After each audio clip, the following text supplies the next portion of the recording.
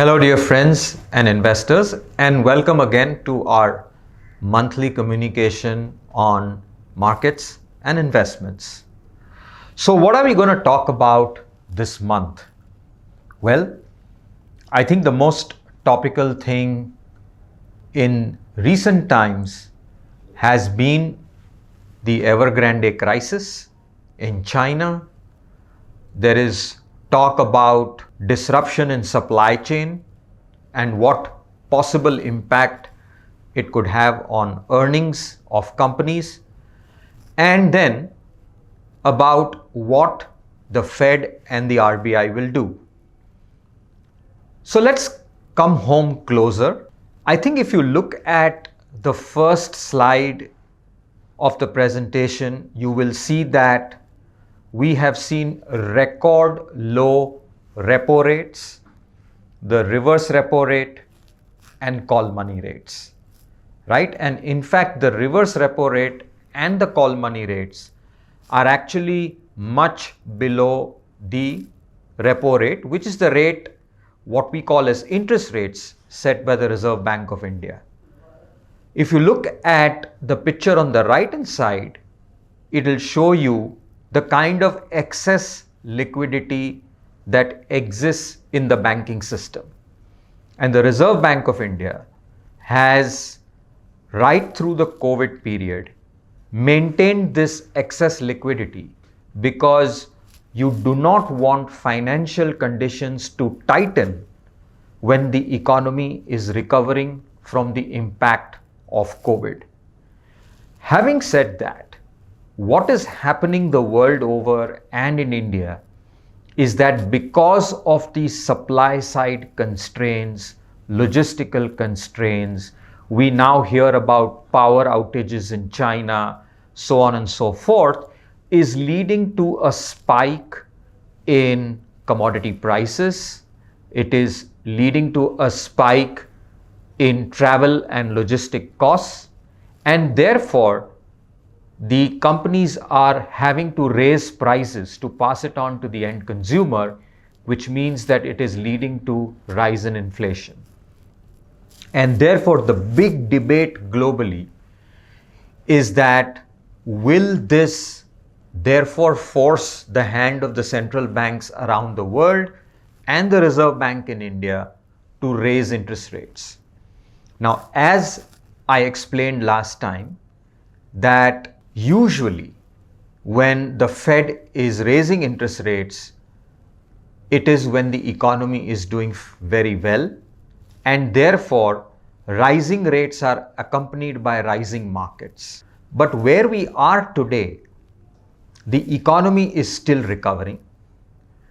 Both the central banks around the world and the Reserve Bank of India are less concerned about inflation and continue to be concerned about growth, and therefore have kept financial conditions reasonably easy.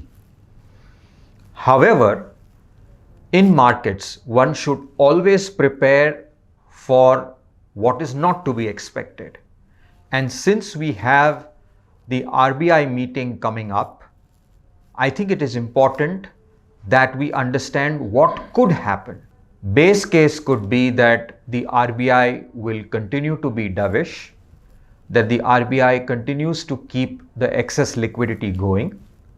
However, we may have a situation where the RBI will talk about inflation going up because of some of these supply side constraints, and it may tighten excess liquidity, not interest rates, but excess liquidity. This will, in our view, may bring the rates at the short end up, may flatten the curve, as they say. However, it is unlikely to disrupt growth or financial stability. We have enough FX reserves, we have enough liquidity, and a little bit of tightening of liquidity will not and should not impact growth. Having said that, it is quite possible that sentimentally the markets may take it negatively and could correct.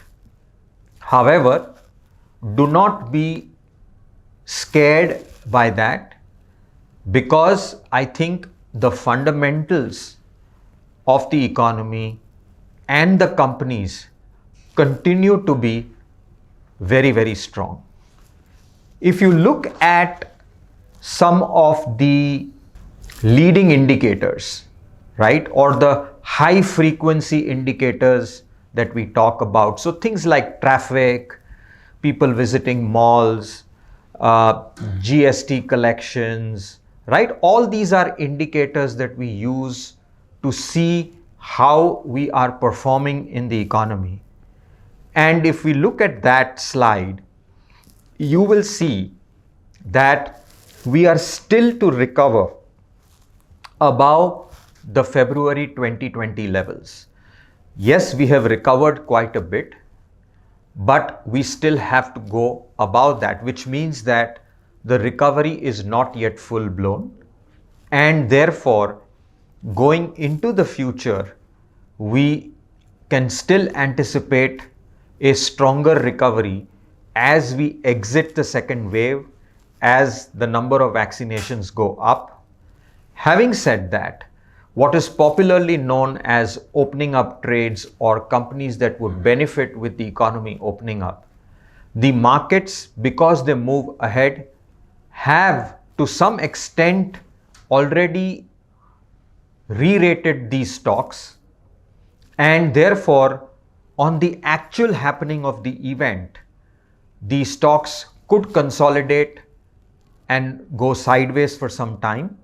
But we believe that longer term, there is still significant opportunity for these stocks to move up. And I reiterate, as I have always said, that the bedrock of this bull market will not be shaken substantially by some of these macro events that we see on and off, or by incremental tightening by the central banks, because fundamentally we believe that the earnings power of companies have structurally gone up post-COVID. And as we can see in the chart thereafter, where we look at the chart of the Nifty consensus earnings, you will see that we have seen a consistent upgrade in the earnings cycle. And we are now seeing that while the slope has kind of flattened out a bit, but we still see mild upgrades to Nifty. Having said that, we are just at the beginning of a Q2 earnings cycle. We will have to wait and see what companies say, what kind of earnings come out. And you all know we've spoken about this, but if you look at what is happening, is that crude prices are up, steel and metal prices are up, commodity prices are up, and therefore this quarter we could see some impact of rising costs in some contraction in EBITDA margins for manufacturing companies. Not something which will dramatically change the long-term prospects of these companies, but it is quite possible that we could see that the upgrades that we've been seeing every month, every quarter in the Nifty earnings estimate could flatten out for some time until the costs cool off substantially. But having said that, I think the central thesis of our bullish view on the markets continue. And as I have mentioned in the past, and I mention again, if you look at the slide on corporate profits to GDP, you will see that even if we assume a 12% nominal GDP growth for the next 3 years, and corporate profits to GDP moving up from 2.6% in FY21 to just 4.5% in FY24, means that over the next 3 years, Nifty earnings could compound at 30%. Currently, the consensus is running way below this number of 30%. Now, that's our hypothesis. Only time will tell whether our hypothesis is right or wrong. We believe we won't be too off the mark, and therefore, I think as long-term investors, whether it's the next RBI meeting or a macro event which could lead to a correction in the markets, but it should not shake our conviction in the long-term story.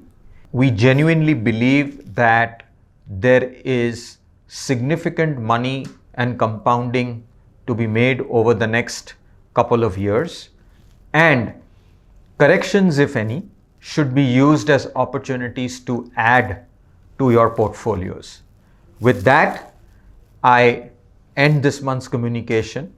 We will be back. Hopefully by then, we would have a far better color of how the corporate sector and many of our underlying portfolio companies have fared in the second quarter of this financial year. But we remain very, very constructive on the markets, and while we are alert to any risks that may be on the horizon, our long-term conviction is as solid as ever. Thank you, friends, and see you again.